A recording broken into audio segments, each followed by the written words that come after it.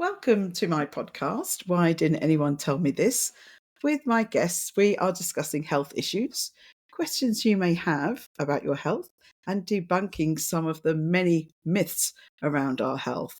And today, it's a real pleasure to speak to Dr. Neil Stanley. And he's written a book called How to Sleep Well. And we've just been discussing before we came on, sleep is something that we all do. So hopefully it's something you'll all be very interested in. So, sleep is very important to all of us, and I'm so excited. I've been wanting to talk about sleep for a long time. It's something that I've talked about a lot as a pillar of our well-being. I think it's so important for us, for our health and well-being. So, Neil, today we're going to be talking about very many things. Let me tell you a little bit about Neil. He started working on sleep when he was 16. He has been working at the neuroscience division of the RAF Institute of Aviation Medicine in Farnborough. And since then, he has been involved in numerous research studies, a notable one being a study in Pakistan where the team recorded sleep in 8 people for 6 nights at 18,500 feet. You're almost in the moon there. In 1993, Neil took up a position in the Human Psychopharmacology Research Unit at the University of Surrey, where he became the Director of Sleep Research. Then he created and ran a 24-bed trial sleep laboratory, primarily doing clinical trials into the effects of medications on sleep.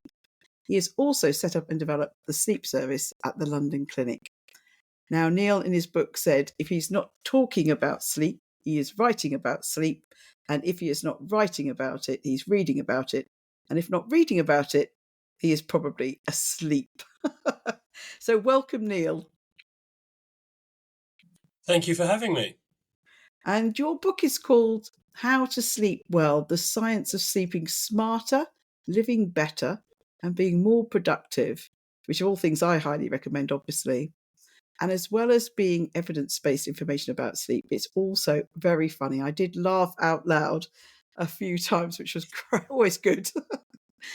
So tell us a little bit more about your career and your passion from the age of 16 for sleep. Well, it was by accident, essentially. I was a relatively good student at a decidedly average comprehensive school in Farnborough. The idea was to go to sixth form, do maths, physics and chemistry, and then study chemistry at Strathclyde. That was my dream. But when I went to sixth form, I absolutely hated it. I was 16. I thought I was an adult, and they taught me like a child still. So the first week I was at sixth form, I looked in the local paper, saw there was this job that was vaguely scientific as an assistant scientific officer in the Scientific Civil Service, working at the Institute of Aviation Medicine, an RAF station. And back in 1982, it had a 3-bed sleep lab, which worldwide was probably one of the biggest. And that's it. 42 years later, all I've ever done really is watch other people fall asleep. Which, when you say out loud, sounds a bit creepy. But so there was no real passion. It's something that, as the old Motown song says, if you can't be with the one you love the one you're with. And so I'm now. I mean, behind me, you can see that there's just over 500 books about sleep, and they're just the ones I've bought in the last 3 years. My personal library of sleep books is over 3,000 books long. First book, or the earliest book I've got, is from 1547, and I probably buy 100 or so books a year about sleep, from usually early books. I'm very fascinated on the history of sleep, so it's become my all-consuming passion. And the quote you gave in your introduction is pretty true. I have very little life outside of reading, writing, or talking about sleep, so it's a passion that I've developed. I'm very glad we're talking to you about this today. Now, in your book, you say, excuse me, you say that virtually every major disease has been linked to sleep. And you say that sleep affects our work, our school performance, our relationships, our emotional well-being, and our health. So tell us a bit more about that before we dive into the specifics. Well, interestingly, in your introduction, you used the phrase that sleep is a pillar of our well-being. And I don't see it like that, because pillars are separate. And for me, sleep is the very foundation of good physical, mental, and emotional health. It's the basis on which we build everything up from, and that's the point of sleep. Sleep has been in the evolutionary record for about 450 million years. It's a universal phenomenon. Basically, anything with something that resembles a brain will sleep, and we even believe that organisms that don't have a brain also have a period, maybe not of sleep as we know it, but of rest. And the fact that it's persisted through all species across such a long period of time shows that it is absolutely vital. So you'll actually die of complete lack of sleep not long after you die from complete lack of water, and about 6 times quicker than you'd die from lack of food. So that just shows you how fundamentally important sleep is. And so, yes, it has been associated with increased risk of pretty much every disorder. There is no good thing about poor sleep. And we fool ourselves and we believe that we can cheat sleep, and our society is a great example of how we believe we can cheat sleep. But as I say, it is a time for repair and recuperation. Just to give you a very, very simple example, if you have one poor night's sleep tonight, tomorrow you're 4 times more likely to catch the common cold. It's as simple as that. So yes, it's not it's, let's say, I don't believe it's a column or a pillar. It is a foundation. It's what we build everything we do upon, and we injure it at our peril. Very sound advice there. And one thing you said in your book, and I've read this in so many other books about various aspects of health, we are all very individual, and what we need to do for our sleep is going to vary from the next person. And the first question you ask in your book is, how do you feel during the day on a scale of 0 to 10, where 0 is that you have an irresistible desire to fall asleep, and 10, you are most awake than you have ever been. And I want to tell you some good news. I would actually put myself at 9. My friends call sleeping my superpower. I'm very, very good at sleeping, and I'll tell you more about that in a moment. But tell us more about how most people would rate themselves on a scale of 0 to 10. Well, you're a very rare beast in my experience. If I'm doing a lecture, I'll ask this question of the audience. Very rarely would I ever get somebody saying a 10. Maybe 1 or 2 people will say they're 9s, but most people are 6s or 7s. And that just depresses me, because we live in a society where people are trying to be healthy. They're trying to do what's right. People are eating better, they're exercising more often, they're looking after themselves. Rates of drinking, smoking, all these sorts of things have dropped. But they're not doing the one thing that will actually make them feel better. So you have people, I'll have a glass of wine with my meal, or, I'll go for a spa day, or I need a weekend away, I need to relax, I need to do this. And if they got a good night's sleep every night, they wouldn't need to do half of these things, because they would feel good. And we've rather sort of settled, shall we say, on feeling a bit rubbish each day, and we think that's probably all that we can hope for. And okay, it's raining and very windy as we record this, and it is miserable. And maybe on a late on a Wednesday afternoon, it's not the best time of life. But as I say, I think we should be asking ourselves this question: why are we going through life at less than our potential? Can you imagine if everybody was a 10 every day? It would be scary. but in a good way, I think. And I think that's the problem. We're looking for solutions to make us happier and healthier, but the one thing that is guaranteed to do that, and the one that actually we have to do whether we like it or not, is sleep, and we neglect it when we've become we have this idea that we can get by. I mean, that's what people are doing. They're getting by rather than thriving, and that seems to be such a shame.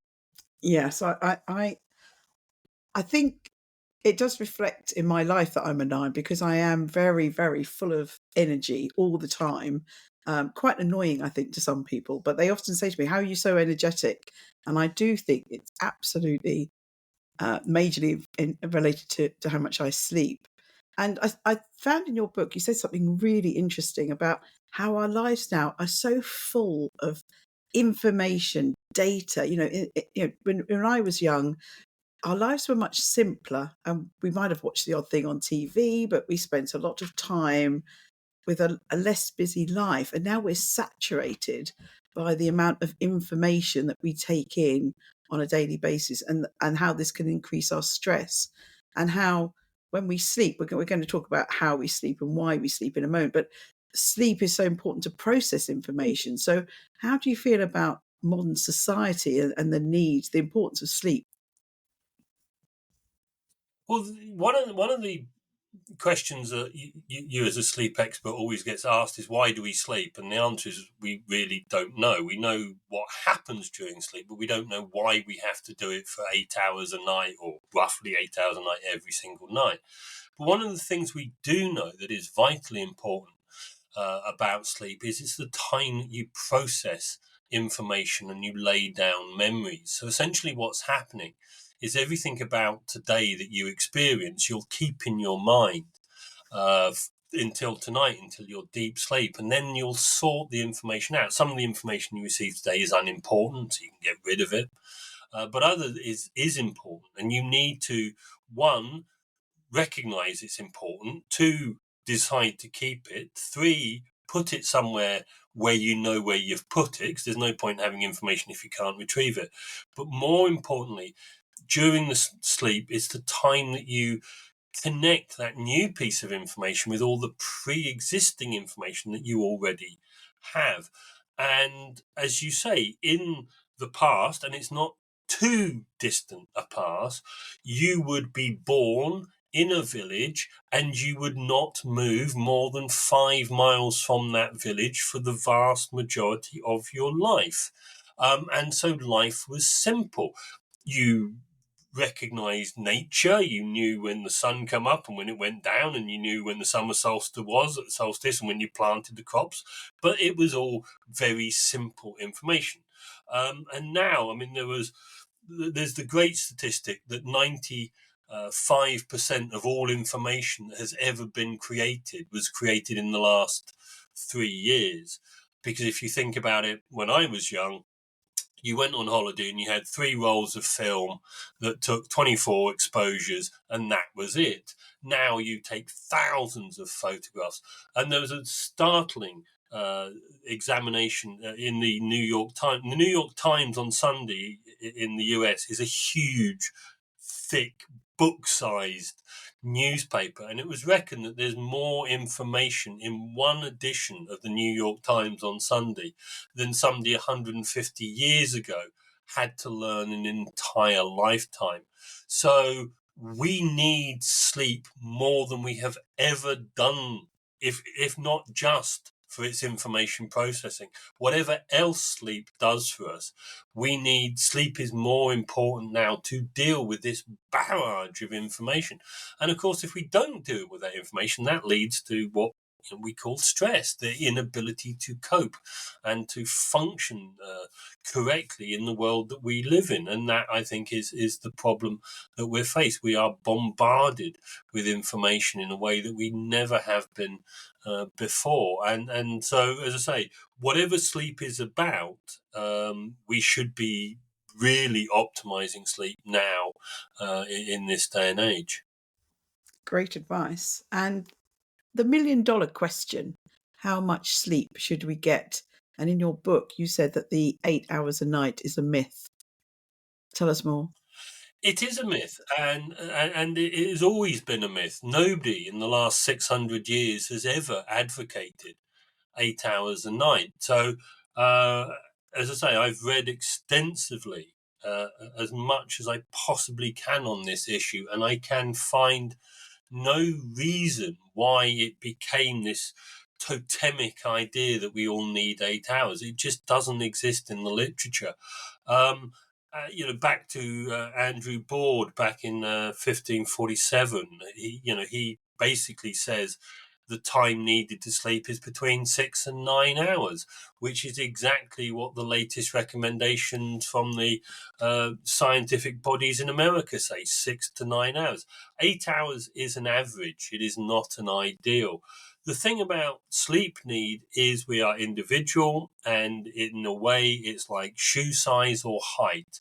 It's genetically determined, so it's about getting the right amount of sleep for you as an individual. So how much is that? Well, anywhere between 4 and 10 hours. There are some people, very, very few, but they do exist, who can absolutely thrive on 4 hours sleep. There are other people who need to have 11 hours sleep to thrive. I personally know that I need 9.5 hours sleep a night to feel at my best. And if I were to only get 8 hours sleep, I'd actually feel pretty ropey. So sleep deprivation is classed as 1 hour less sleep than you need as an individual. So how much sleep do you as an individual need? Well, essentially, it's the amount that allows you to feel awake, alert, and focused during the day, going back to the question you asked earlier about whether you're a 0 or a 10.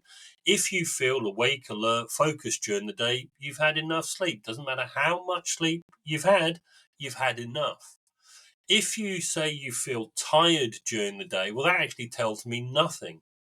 Tired is what I like to call having a bit of a rubbish life. Tired is to do with, it's dull and miserable. I didn't win the 62 million on the Euro Millions on Tuesday, so, I'm probably going to have to carry on working for the rest of my life.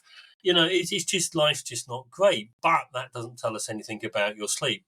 If you have a problem with your sleep, you will be sleepy. And some people will say, well, what's the difference between being tired and being sleepy? It's very simple. If you walk up 3 flights of stairs, when you get to the top, do you need a sit down or do you need a sleep? If you need a sit down, you're tired, fatigued, knackered, exhausted.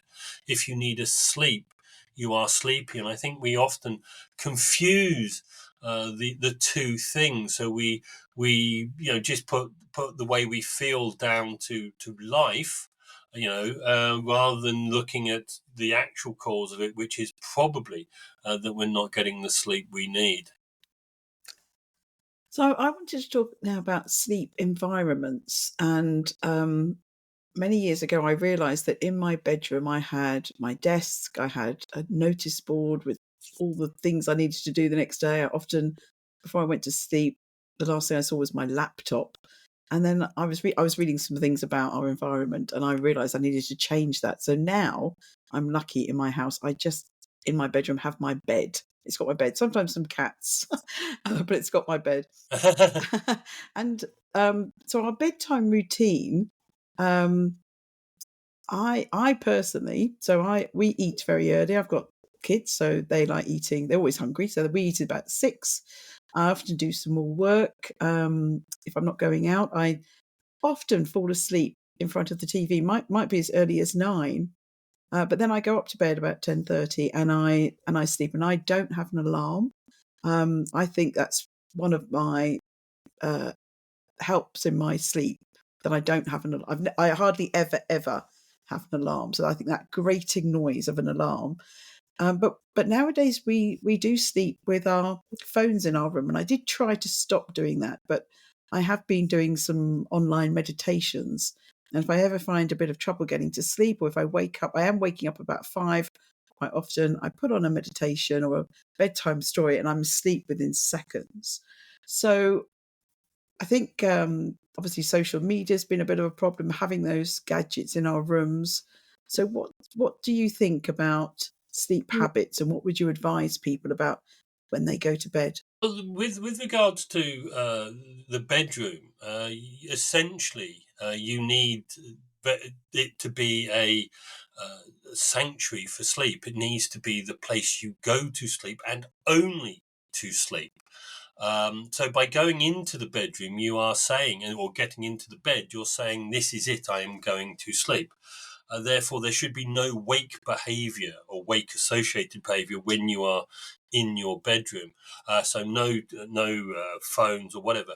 I remember when I first started, as say back in 1982, there was the advice in the few sleep books that were around of not having a television in your bedroom. And this amazed me because we had one TV in the corner of the living room from Radio Rentals. The fact that people could afford two TVs was just bizarre. But we even had that advice then, not because of the blue light and all of this sort of nonsense, which has been the blue light story. 15 years old, not true anymore. But it was just like, if you've just watched The Exorcist, you're not going to get a good night's sleep. It's got nothing to do with blue light. It's got to do with stimulation of the brain. So the bedroom should be dark, quiet, cool, and comfortable. So darkness is the signal for sleep. Light is the signal to be awake. So if you have light, and even very small amounts of light can be disturbing of your sleep. Light at night is bad for you. There was a study a few years ago that showed that if at midnight you can stand with your back to one wall of your bedroom and see the opposite wall, then that level of light at night is significantly related to increased risk of breast cancer. And that's Wow. scary. That's not just the bedroom should be a bit dark, it is your bedroom should be dark. So heavy curtains, blackout blinds, eye masks, whatever to get the room dark. Quiet, the World Health Organization says 35 decibels, background with intermittent peaks of 45 decibels. Now, nobody talks in decibels. It's completely pointless advice. 35 decibels is a quiet conversation in a library. 45 decibels is an articulated lorry going past your window. Your average snorer, 65 to 95 decibels. So they are going to disturb your sleep. So your bedroom needs to be quiet. So earplugs or separate beds, separate bedrooms. Cool. In order to get a good night's sleep, you need to lose 1 degree of body temperature. You lose that body temperature out of your head and face because that's the bit that sticks out from under your duvet. So the room needs to be cool. The bed needs to be warm, needs to be thermoneutral, essentially 29, 30 degrees. But you heat the bed up just by being it. You're just big one cuddly hot water bottle. But the room, you need to have that temperature gradient. So even in winter, you shouldn't be heating the room. You should be heating the bed where you are and have that gradient. If the room is too cold, and in this time of austerity and crazy electricity bills, wear a nightcap. It's green, efficient, costs very, very little. Wear a nightcap. If it's very cold, wear bed socks. If it's freezing cold, also wear gloves. Much, much better than trying to heat the room. And then comfortable. If you live to the age of 70, you'll spend 220,000 hours of your life in bed. You'll actually spend more time in bed than you'll spend in any one other position in your life. And yet you think that you can pay 99 quid for a mattress from a man in a white van. Now, I'm not saying that you have to spend hundreds of thousands of pounds on a bed, or even thousands of pounds on the bed, but you should think about buying a comfortable bed. And the only way you can buy a comfortable bed is to get on the bed and try it out. You can't buy a bed off the internet. It's impossible to get the right bed off the internet. So try it out. So that's the bedroom. And then there's two other things you need. One is a relaxed body, but you know that you can be absolutely physically exhausted and not fall asleep. So the thing that is an absolute prerequisite for sleep is a quiet mind. And that's the bit that we fail at. If you are taking your cares and worries to bed with you, they are going to play on your mind, your mind's going to race, and you are not going to be able to fall asleep. So that quiet mind. And essentially, It's just about having a wind down, having a routine, doing something nice for 45 minutes or so before you get into bed, putting your cares and worries to one side and doing something relaxing and nice, whatever that may be. I read every night before bed, regardless of what time I get home. I read. Maybe a paragraph, maybe an entire book, but I will read. But that might not be for you. Listening to music, doing yoga, mindfulness, meditation, whatever works for you will help you sleep. But it's that bit that we're missing. Most people's bedtime routine is to switch the telly off, have a pee, brush their teeth, flop into bed saying, "Sleep, take me," and being slightly disappointed that sleep isn't doing that. You can't force sleep. You can't encourage sleep. You have to let sleep happen. And you have to therefore put your mind and body in the position to allow sleep to happen. And I'm not going to say it's as simple as that, but we need to think about, the way we live our lives and how that may be impacting on our sleep. I think for me, what my superpower is, even though I might have just been working 5 minutes before, once I decide I'm not going to work anymore and I sit down, literally my kids will tell you I fall asleep within seconds. It's they say think it's really quite bizarre, but I can amazingly switch my brain off, and I think that's my superpower. I'm going to take you up on the blue Yeah. light. The blue light. So Yes. that's controversial. So tell us more about that because we hear that all the time. Is that a myth? You're saying it's a myth? You hear it all the time because people want to sell you a solution to a problem they've created. It's not a myth, but it is something that's been disproven. The idea was that 20 years or so ago, receptors that aren't image forming were found in the eye. So they're not part of the visual thing, but they are part of running our circadian rhythm. And they respond to blue light, 460 to 485 nanometers, blue light. So light in that blue spectrum is a signal to be awake. And when that blue light disappears, that's a signal for going to sleep. And as the sunsets are red. They're not blue, they're red or the enemy of sleep, and that you had to strip out blue light. But then we found out that it's not blue light, it's any light at night. So even a Kindle Paperwhite will disturb your sleep. So it's any light will, whether it's red, green, or whatever, will disturb your sleep. So it's not blue light. Stripping blue light out of your screen actually just makes the screen look muddy and dull. And so you switch the brightness up, and it's the brightness of the light which is important. And also, there was a study from Scandinavia a couple of years ago that actually shows that your light is that you have a daily need for light. So if you work outside under a bright blue sky, actually using a device at night has no effect on you at all. So the idea that you have to strip blue light is not true. Any light. And the other thing is that our sensitivity to light is hugely different. So for some people, the amount of light from a single candle could disrupt their sleep. For others, it would be sort of the light that you're sitting in now with with just a sort of a desk lamp and that sort of thing. That level of light would be needed to disturb sleep. So we are again going back to what we were saying about being individuals. It's your sensitivity to light that's important, not the color of the light. And as I said, with looking at social media or looking at your tablet or your thing, it's not the light that's the problem. It's what you're doing. It's what you're watching, that dopamine hit of going through TikTok or whatever, or watching, some horrific video of whatever's happened in the Middle East or whatever.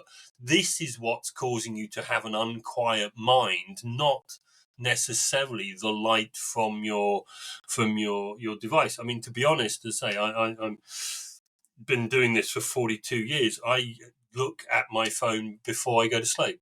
So the last thing I do is just scroll through Twitter, Facebook, check I've got some emails, look at the BBC News. And if I wake up in the middle of the night to pee as a 58-year-old man, that's what you do, I will again check, and it has no effect on me. Because, I'm awake, and it's not gonna make me more awake because I've already woken up. So I have no problem with phones. Um, but as I say, I'm 58 and I'm sensible with the use. Other people are not sensible with the use of their phones and will, unless you take it away from them, scroll all night. And you know, a few years ago, the streaming service Netflix reduced the amount of time between episodes deliberately, so you don't have enough time to consider not watching the next episode because it's already started. And the CEO of Netflix actually said, "My biggest enemy is sleep. My biggest competitor is sleep." So yes, if you abuse screens, then they will disturb your sleep. But as I say, it's not the biggest problem in the world. And as I say, the problem with sleep is it's been monetized. People want to sell you a solution. There's a lot of money to be made in sleep. Not by people like me, because I haven't got the brass neck to flog you something that doesn't work. And common sense has never made you a fortune, which is a problem. But it's been monetized, and so you will, magnesium supplementation. Everybody's going on about, take magnesium to help you sleep. It will do absolutely nothing at all, except make money for people who sell you magnesium, etc., etc., etc. Thank you. I love busting myths. And I now feel a bit better about using my phone in bed, so I'm not going to feel so guilty. But I think your advice is don't watch news at 10. That's going to make your mind. Exactly. So we won't do that anymore. Thinking a bit more about lifestyle and individuality, alcohol and coffee. So I've actually never drunk a cup of coffee in my life. But I'm very aware that I've got, when we're at dinner, there'll be some of the table at an evening dinner that will say, "Oh no, I can't have coffee past 10 o'clock in the morning, midday, 2 o'clock, 3 o'clock." And there's some that can drink a cup of coffee and be totally fine. And alcohol, I think, is the same. So I personally think that for certainly, we'll come on to women and things in a minute, but for many women going through the perimenopause, I think drinking even one glass of wine might have an effect, but at other times of their life it might not. So how do you feel about advice to people about alcohol and coffee? Well, again, as you said, it is very, very individual. Our sensitivity to caffeine is massively, massively wide. And as you say, there are some people who should perhaps not use caffeine at all. And there are others who can have two double espressos before bed and sleep perfectly well. So if you have had two double espressos every night for the last 40 years and you've never had a sleep problem, and you develop a sleep problem, it's almost certainly not the caffeine that's causing the problem. Something else has changed. So we just need to be sensible about it. Caffeine hangs around in the body for a long time, 5 to 10 hours. Is the half life of caffeine. So for some people, having a coffee at lunchtime or 2 o'clock, you get that hit of caffeine. Um, but the thing is, the amount of caffeine to give you the hit during the day is a lot more than the amount of caffeine needed to disturb your sleep at night. And so that's the problem, that even though you've had a long period of time between the cup of coffee and going to sleep, it can still affect you. But it's about finding what's right for you. But I have a friend who I meet every once in a while. She's also in the sleep field, and we sometimes have dinner together, and we'll have a nice three-course meal, a couple of glasses of wine, and then she'll say, "I'll have decaf." And you think, well, you've just had a big meal and a couple of glasses of wine. The anxiety about decaf is much more than the caffeine would disturb you. With regards to alcohol, again, sensitivity is different. Alcohol has, since it was invented 9,000 years ago in Babylonia, was used as a sleep aid. It's the most widely used sleep aid that there is. and it works on the same receptors as sleeping tablets, so it is actually good for putting you to sleep. The problem with alcohol is that when it leaves the system, and so there are three issues with alcohol, and one of which pertains very much to the women you described. So one is it makes you pee. It's a diuretic, so it makes you pee. So you wake up and you have a pee. Two, it gives you that horrible headache because it's shrinking the brain and that's pulling on the meninges, which gives you that headache. And the final one, which is the one that people don't really latch onto, is the fact that it's calorific. I said earlier you need to lose 1 degree of body temperature to get a good night's sleep. If you drink too much, you have to burn off those calories. And burning off the calories causes heat, which makes your sleep fragmented. And this, of course, is particularly worrisome in women going through the menopause because their temperature control is shot to pieces. They have the hot flushes, and so alcohol just adds to that. So one of the pieces of advice that you give to women going through the menopause is don't do anything before bed that increases your body temperature further than it's already being increased by the symptoms. And so alcohol in that regard is causing that issue with temperature. And for women in the menopause, temperature is probably around 90% of the reason why they have disturbed sleep. It's almost exclusively the fluctuations in the temperature and the inability to cool down at night is the cause of poor sleep. And my menopause friends would say that they think in many cases, the symptoms that women are seeing during the day are exacerbated by the fact that they've had poor sleep. So their irritability, brain fog, hot flushes during the day, and many of the other issues that they can have. If they haven't slept well, everything is going to be compounded and they're going to feel much worse. So Exactly. the sleep's just Yeah, I mean, especially. it's a vicious cycle.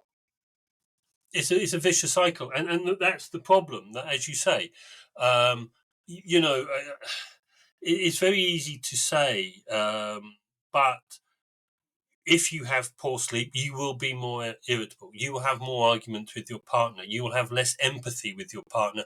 You'll actually have less desire to make up the argument. And even in extremists, there is a link between poor sleep and domestic violence, increased levels of domestic violence. So yes, people very conveniently, both in teenagers and menopausal women, they use the same excuse. It's their hormones, which means nothing at all. It's nonsense. But we know that if you have poor sleep, there's a direct correlation between quality sleep and the amount of pain you feel. The worse you sleep, the more pain you feel. We know there's a direct correlation between the amount of sleep you get or the quality of your sleep and the amount of sugar you consume. So the more sleep you are, the more you crave sugary and fatty foods. Get a better night's sleep and you won't have those cravings. So if you're trying to diet or maintain a healthy weight, get a good night's sleep. That's the first thing you should do, because then you won't have those cravings. A particular weight loss organization calls them sins. Well, if you remove the temptation, you're not going to sin. We're getting biblical here. I don't intend to. But if you don't crave sugar and fat, you won't eat sugar and fat. So there are this is what I said earlier about it being the foundation. If you are going through any type of situation, whether physical, mental, or emotional, sleep is the thing you need to do. You mentioned a few questions ago about cats getting on your bed. If a cat gets ill, what does it do? If you don't take it to the vet, a cat just hides somewhere for 5 days, magically heals itself for free, and then comes back. But we don't do that. You have these adverts on telly about powering through. I've taken such and such a drug, and I've got man flu, and I'm going to power through. Why? Just go to bed for a day. we've lost this common sense, and so we are. Sleep is just so fundamental to cope. I mean, talking, using something from pain. You often hear pain patients say, "If only I could sleep well, I could deal with my pain." And yet they get treated as pain patients, not as somebody who needs to improve their sleep. And that's where we're missing it. Sleep is, I'm not saying the answer to all problems, but of great many of the problems that we have, sleep would be fundamental to that. I do sleep well, but I do still crave sugar. So I'm afraid I'm the exception there. That Well, hasn't no, worked for me. I wish it sugar's had. nice, Oh, I but wish. it's the level, the amount that you eat. And I say there's a 33% increased desire for sugary and fatty foods, and an 18% increase in something called leptin, which is the hormone that tells you you're full. So when you're sleepy, you want to eat. You want to eat junk. You eat junk, and you don't stop eating junk. So as I say, women who have poor sleep year on year put on half a BMI point. This was a Swiss study over 14 years. So there is a direct link. And as I say, getting a better night's sleep will actually reduce your sugar intake without you having to do anything else. You don't have to sell this to me. I'm definitely a big advocate of sleep. So let's go back to babies. And you had a really good, interesting section about the way we think about our baby sleeping, and it's like you said, it's like a competition to see, new parents to see whose child's going to be the first baby to sleep through the night, and I never agreed with that when my kids were babies, and um, mine slept when they slept, and we co-slept, and yeah, I was never one of these people who wrap their babies up, put them in a separate room, and let them cry themselves to sleep night after night. I thought that was child abuse, really.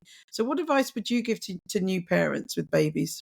Well, basically, that they're going to be a problem because a newborn has absolutely no idea the difference between day or night, or that mummy and daddy have to go to work. They have no idea of that. And as you say, they will sleep when they want to because they have no circadian rhythm at this point. They will sleep at any point for any period of time they like. And so all you can do with a child is to allow it the freedom to have the sleep it needs. And a newborn needs 16 to 20 hours sleep.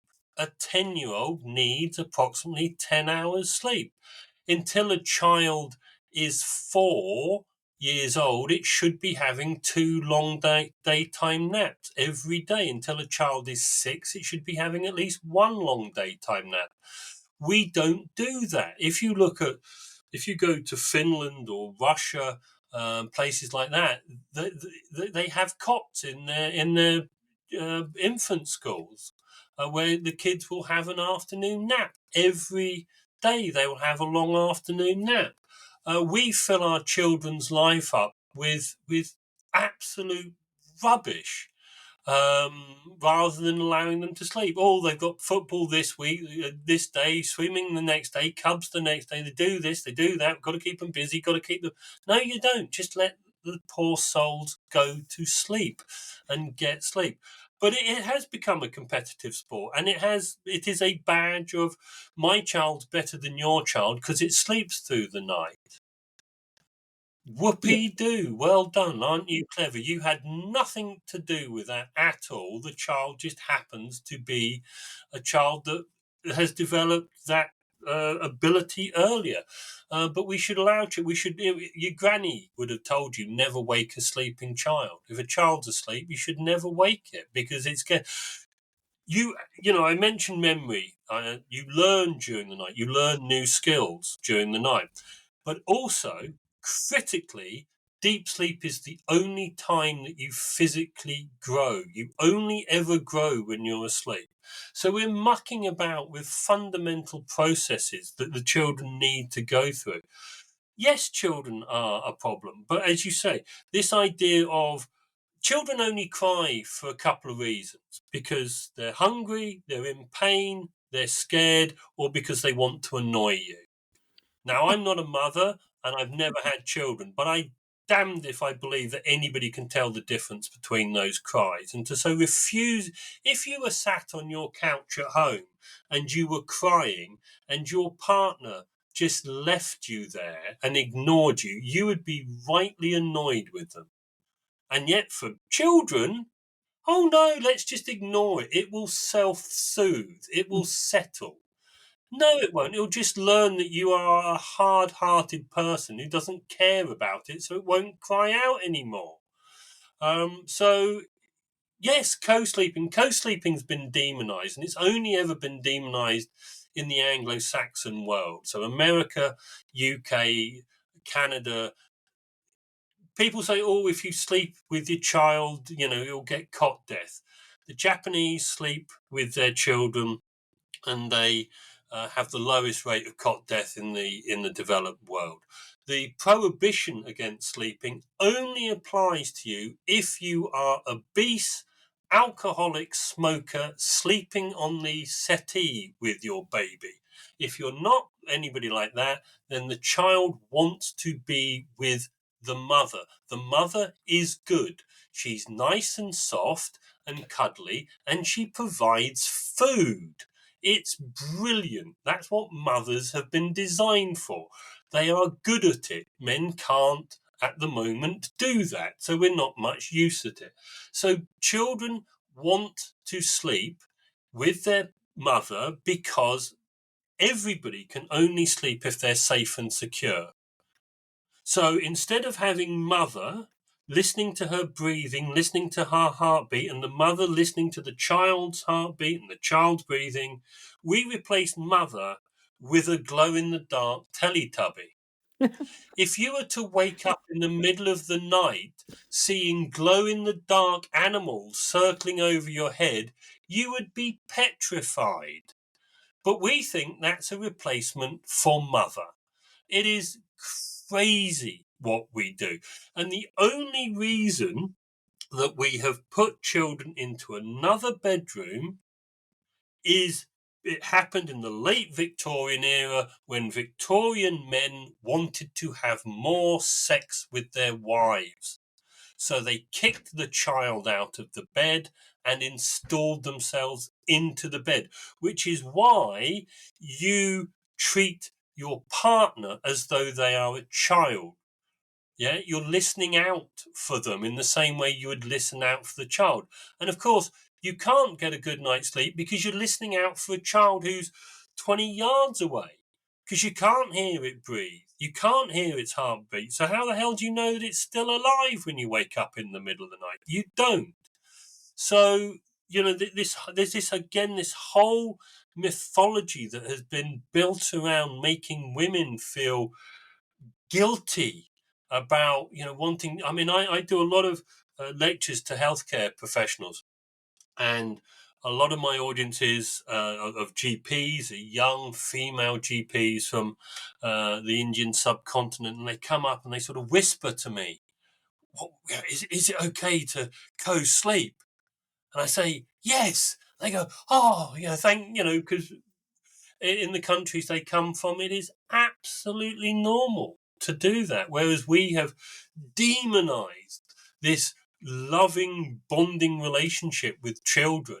And I say, and we have replaced that with a glow-in-the-dark Teletubby, which to me seems horrific. So, yeah. Probably I'm haven't made myself very popular saying any of that, but who cares? no, I totally agree with you, and I did all of that. I ignored all this propaganda that was around at the time when mine was small, that Yeah, they should have a nap at this time and you should wake them up at this time. I never woke my kid. I think that was crazy to ever wake your kids up. They're asleep. Leave them till they wake up. And I'm, as I it's said, just I'm because they're quiet, they're not doing anything. enjoy it. And as I said, I'm someone that doesn't use an alarm. I just go with my body, and I went with their rhythms as well. But now they're teenagers. They're all here at the moment because it's half term. One of them was actually napping on the sofa when we started, but he's just sort of risen from the dead. So teenagers, they do go a little bit nocturnal, and mine were in lockdown, um, just when they were really, really going through puberty and beyond. And so I did let them just get their own rhythm to sleep. So what advice would you give someone with teenage kids about their sleep? And as you said, it's an important time to grow and for their brains to sort of calm down and reset. So what about teenagers and getting enough sleep? Okay, well, the thing that happens with teenagers, and we don't actually know why, is that they do need to go to bed later. There is a shift in their circadian rhythm. As I say, we're not sure why, because if you look at anything, there has to be an evolutionary benefit to it. And why teenagers would need to go to bed later doesn't seem to make any sense, but they do. The thing is, the shift is only approximately 2 hours.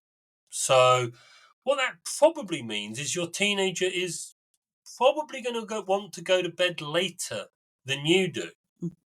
And one of the things that parents do is, oh no, we're the parents, you're the child, you go to bed before we do, because that's the way it is. Well, it might not work that way. They might go to their bedroom, but they certainly won't be able to fall asleep. But it also means that they want to get up later. So your average teenager should be going to bed around 11:30 and sleeping between 9 and 9.5 hours, which means, of course, that they're not going to be able to get up at 7 o'clock.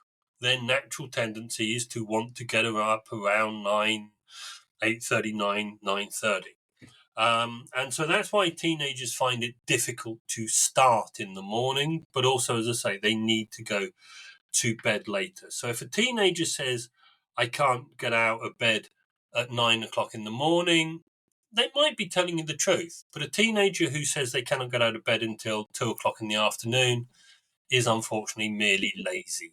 There is no physiological reason for that at all. But the problem, as I say, that they face is that school start times in England or in UK are not too stupid compared to American school start times.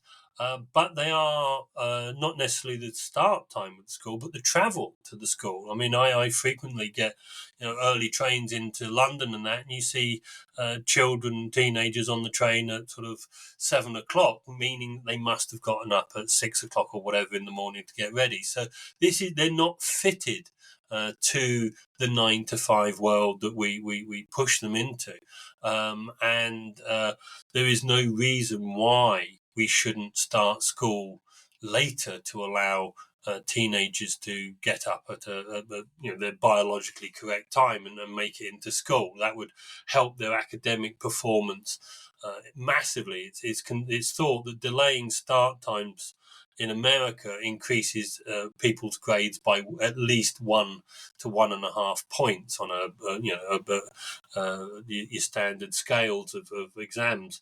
So again, there is nobody on earth who can tell you why schools start early. And people are surprised as to why schools end at 3 o'clock. People say, oh, it's for the teachers to do marking and things like that. It's not. It's the only reason schools finish at 3 o'clock is in the olden days you had to go home from school and do some useful work on the farm.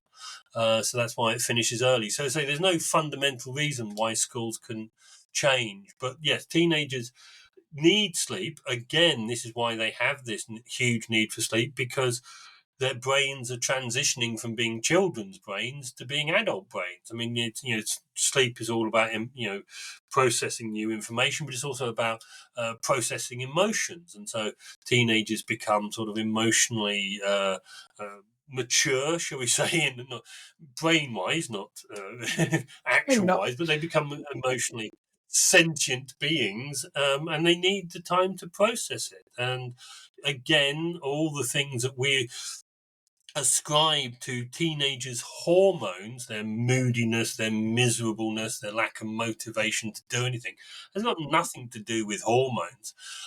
It's got everything to do with their sleep.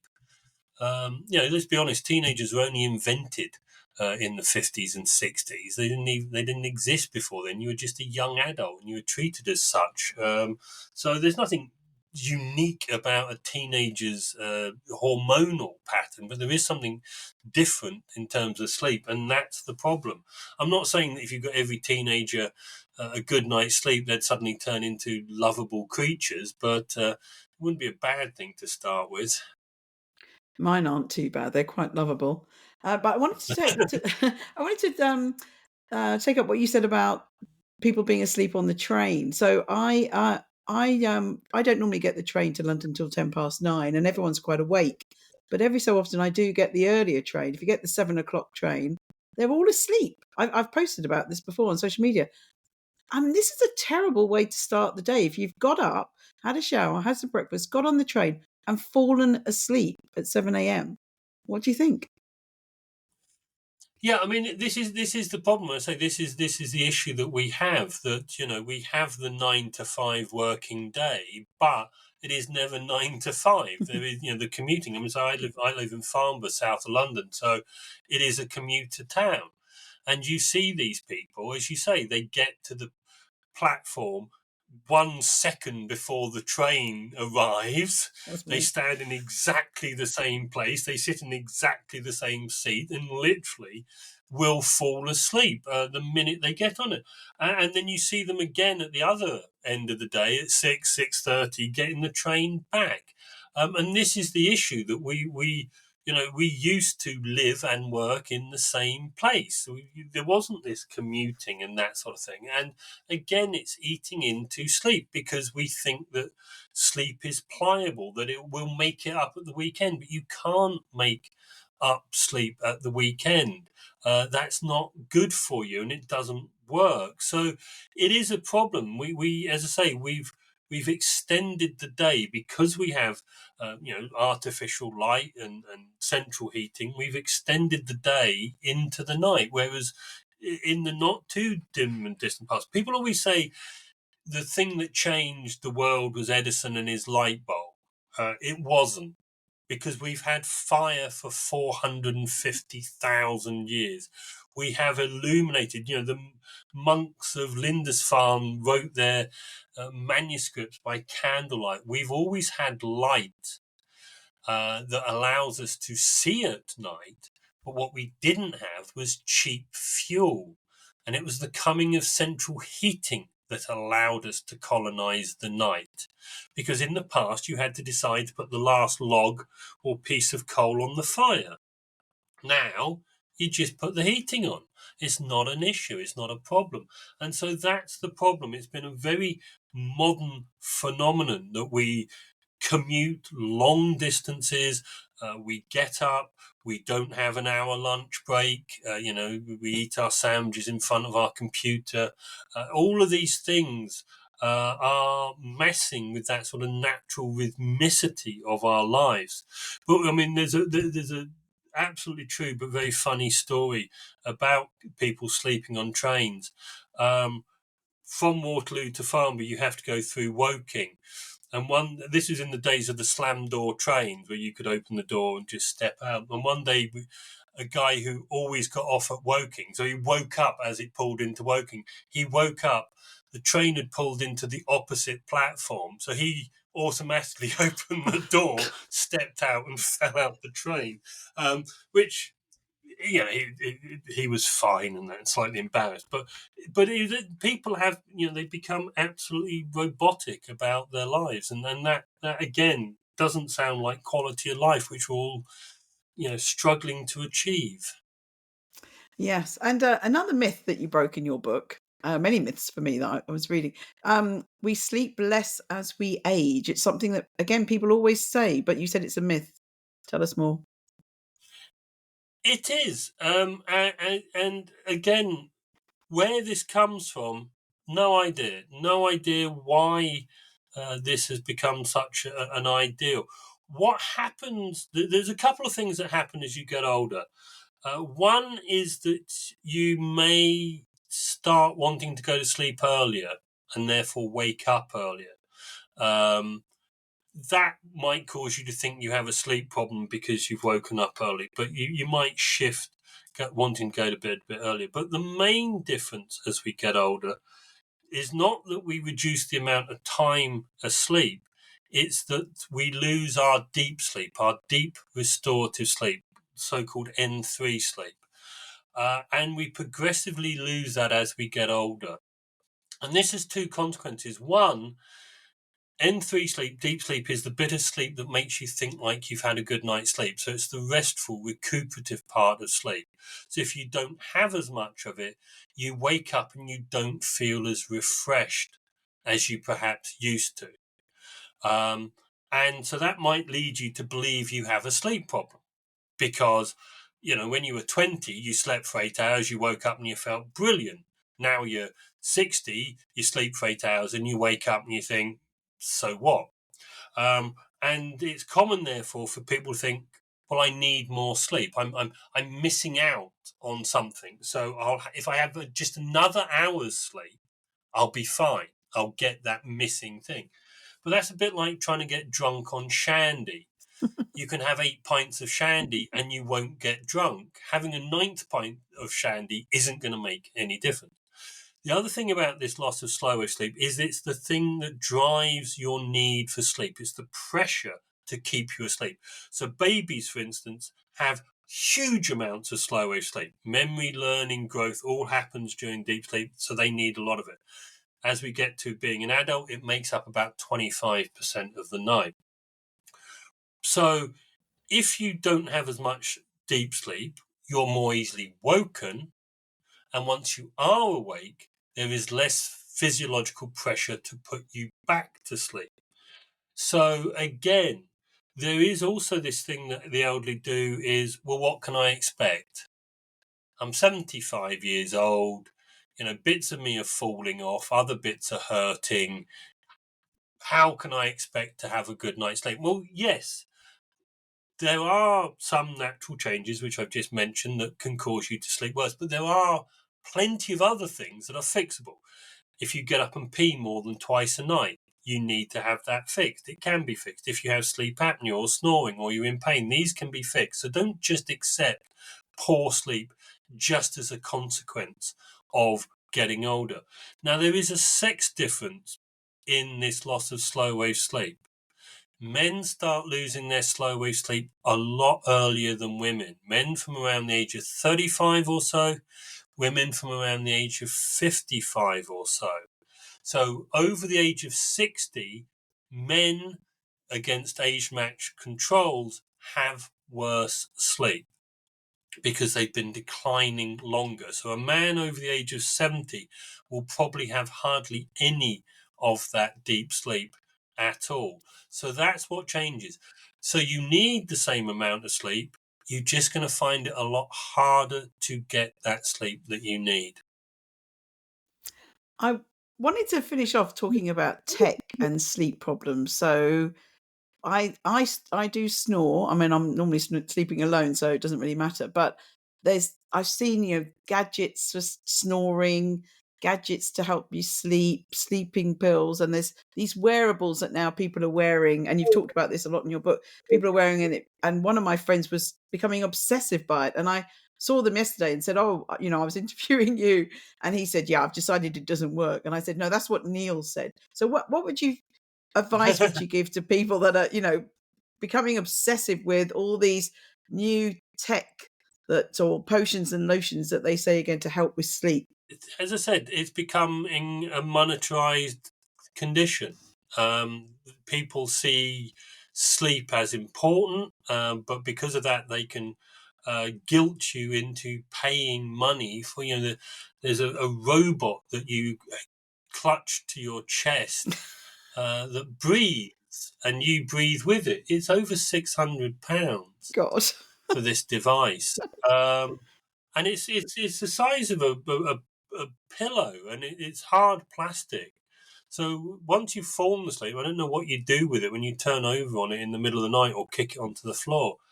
But yes, it's just been identified, as I say, as a way of making money. The National Institute of Clinical Excellence, NICE, the American Academy of Sleep Medicine, European Sleep Research Society, all say that cognitive behavioral therapy for insomnia is what you should do. So behavioral intervention. We talked about, making the bedroom nice. We talked about quieting the mind. These are things that cost no money at all. You can do them yourself.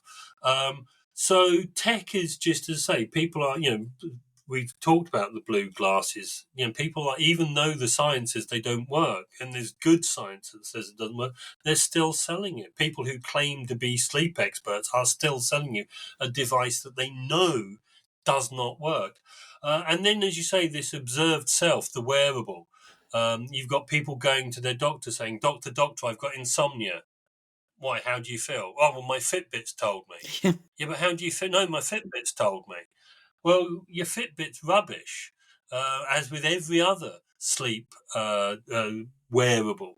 They are not capable of measuring anything other than the amount of time you're asleep. They can't measure light sleep, deep sleep, or REM sleep, dreaming sleep. They can't measure that. I've heard people come to me and say, "I've got 40% deep sleep," and I said, "That's not possible. That's physiologically impossible unless you had absolutely no sleep last night, no, or the night before. No, I slept fine the night before, but I have 40%. How can I reduce it? Or I don't have enough REM sleep. What can I do about it?"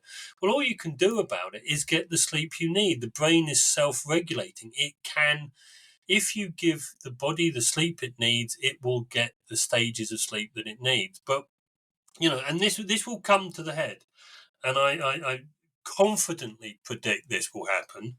And I do hope I'm involved in it as the expert witness, because what will happen is somebody will drive from London to Glasgow, have an accident, and say, "But my device told me I was all right to drive."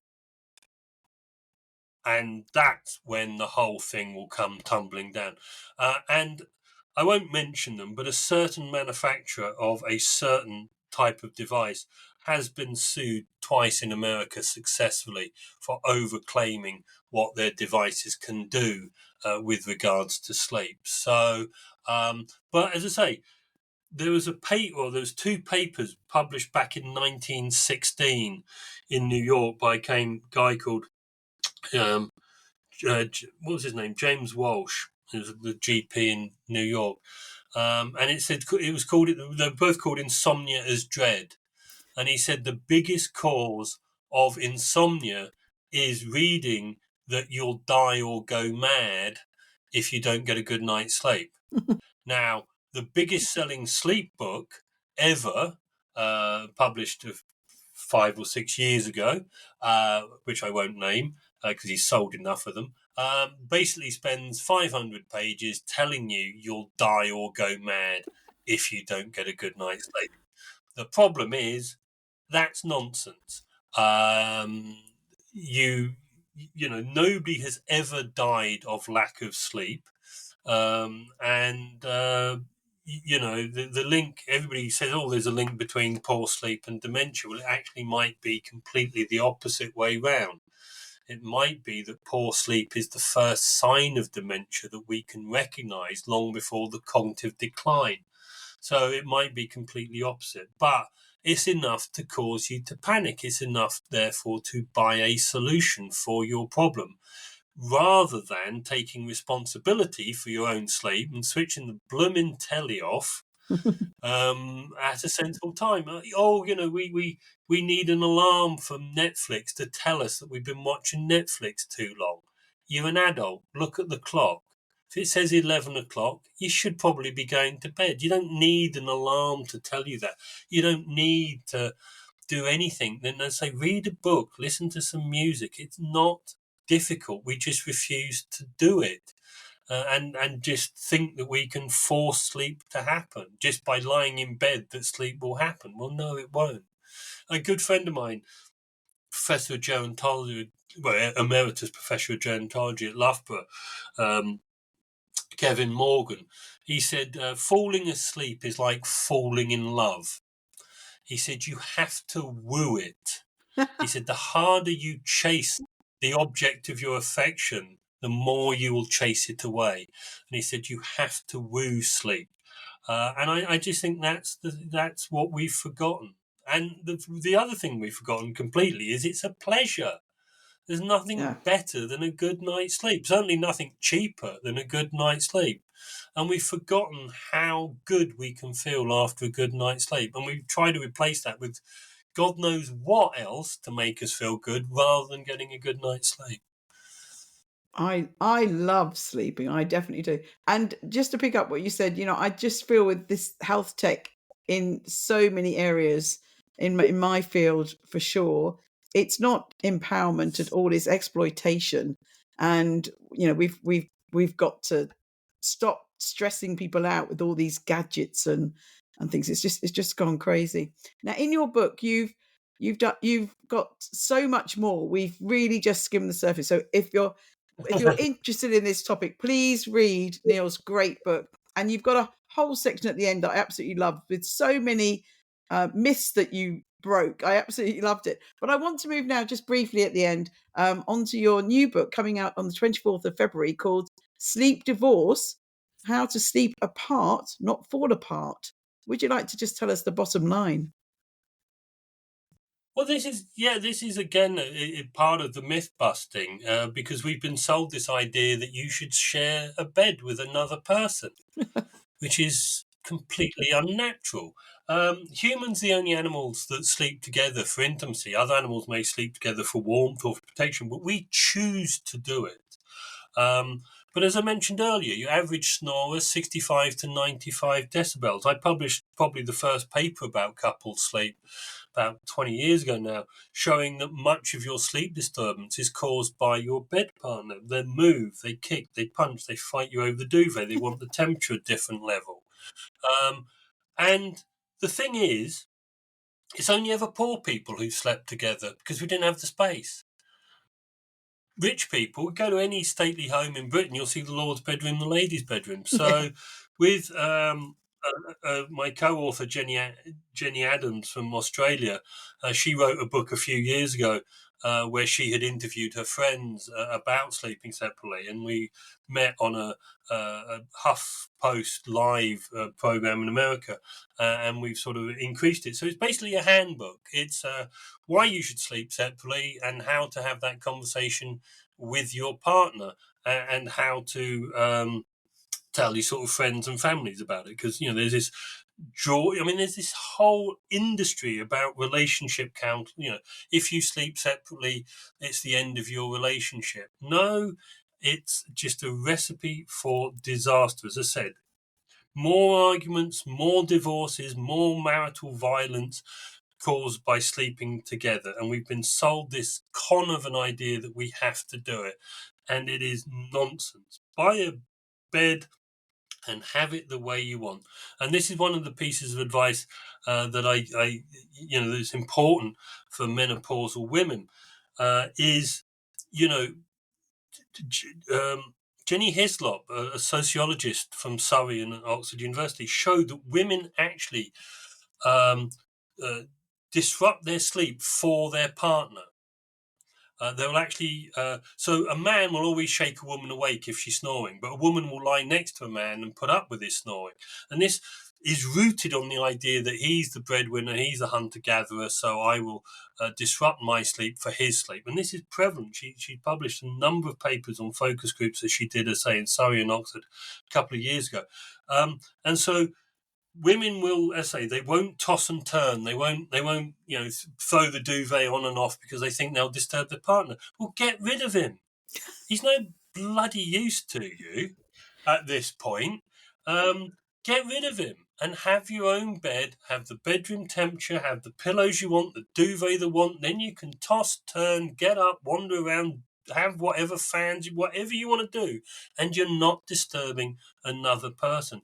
So the big thing is, that plenty of people sleep separately, but they're not willing to admit to it. And so this is mythologizing this idea we should sleep together, telling you how to have that conversation, and making it easy. So yeah, the book's out. Well, it's actually out now on Amazon. Amazon have their own way of doing things, and they've released it 2 weeks early without telling anybody, which caught us all on the hop.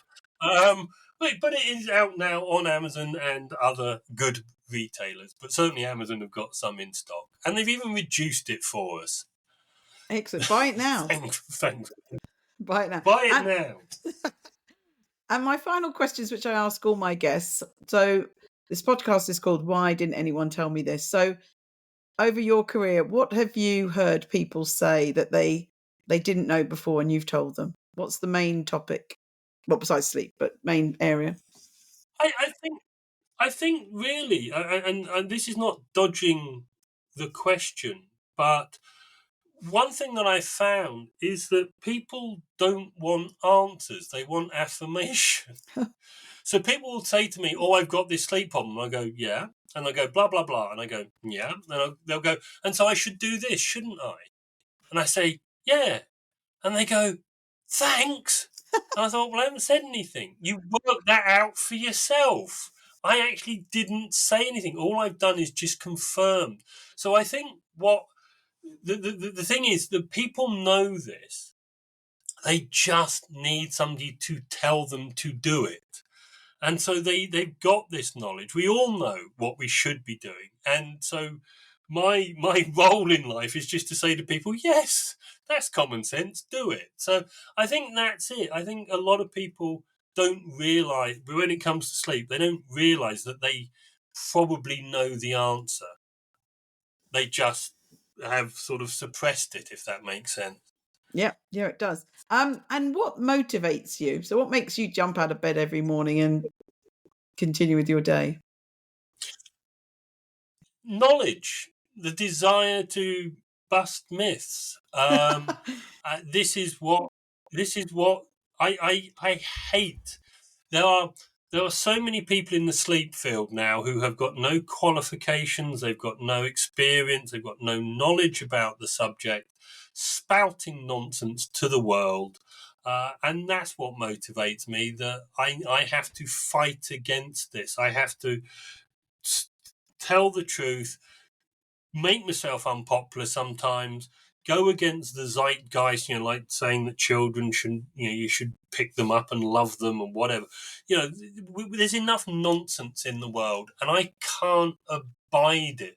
As I said earlier, I got into this field by accident, and it's been my life, and I am going to damn well defend the science, and make sure that people aren't ripped off, exploited, conned. So that's what motivates me, the truth, very, very simply, which is why my next book is shaping up to be about 400,000 words long, just to disprove a single fact that has been said. And I have been reading, well, last week I've been reading about Middle Ages German fire regulations in order, and I don't speak German, in order to prove a point, because, as I say, the truth is important. So that's what motivates me. Only in my little field of sleep, maybe. And what makes you happy and where is your happy place? What makes me happy? God, I'm going to sound so dull. Knowledge. I love reading. I cannot. I'm one of these people who will watch a movie on TV and have to have my phone there. I mean, you're watching these old movies on Talking Pictures TV. I have my phone there, and I'm looking up actors and what other films they've been in, and then I'll look at what the book is, and I'll probably buy the book of the film and read it. And I'm just one of these people who has an absolute thirst for knowledge and an innate curiosity about the world. So I can't just see something and just let it happen. I have to know everything about it, which is why I buy as many non-sleep books as I buy sleep books. I mean, I probably read 2 to 3 books a week, and completely eclectic, but almost all. I can't remember the last time I read a non-fiction book, but so knowledge makes me happy. Finding out things makes me happy. With regard to my happy place, it's going to sound soppy, but wherever my partner is, my partner and I live separately. She lives in Poland and I live here. We don't see each other since COVID happened. We don't see each other as often as we did because of Brexit and COVID and God knows what else has got in the way of life. And so when I'm with her, I make sure that we're as happy as we can be wherever we can be. Usually, she loves climbing in the mountains of Poland, and I don't, but I pretend to do it, and regularly pretend to not have a heart attack whilst walking up these blooming mountains, but it makes her happy. So yeah, yeah, wherever she is, I'm happy if I'm with her. That's a Lovely. soppy answer, isn't it? That is a Sorry, soppy old answer. sod. Very final question. What advice would you give your younger self? Seek wisdom from the wise. It's what I wrote in the front of my PhD thesis, because there are so many people out there telling you what you should do, what you should eat, where you should go, and all of these sorts of things. And most of them are complete idiots. And if they say it in an authoritative voice or whatever, will get lots of likes on TikTok, people are apt to believe them. And what that does is that it just trivializes what should be important, and we don't listen to experts anymore. We listen to people who are pretty or thin. That seems to be their only qualification. Or you watch a program, the BBC a few years ago did a program about sleep. Big program about sleep. I helped develop the program. I wrote some of the script for the program. But because I'm a fat 58-year-old, I didn't get to present it. But who did get to present it? A gynecologist. Because he's good at reading a script and will wear a white lab coat on telly, whereas I would never do that. So we listen to media figures, idiots, pop stars, actors, rather than actually listening to people who have a clue what they're talking about. And that's the saddest thing in the world, that we've forgotten that there are some people who are knowledgeable, experts in their field, and there are a lot of very stupid people who have got a lot more sway on society than they should have, unfortunately. Oh, I agree with that. Lots of people don't listen to me. I'm only a professor. They listen to a celebrity over me. So, Neil, I can't believe we actually got through everything. I was going to say, absolutely. Yeah, that was the longest script I'd ever had for one of my podcasts. But there were so many important things I really wanted to discuss with you. We did it. We've been a long time. It's a long podcast. So sorry everyone for making this so long. But we have covered everything. So Neil, I want to thank you so much. It's been a real pleasure. And please, everyone, read Neil's books. Thank you very much, Joyce. It's been a pleasure. Thank you.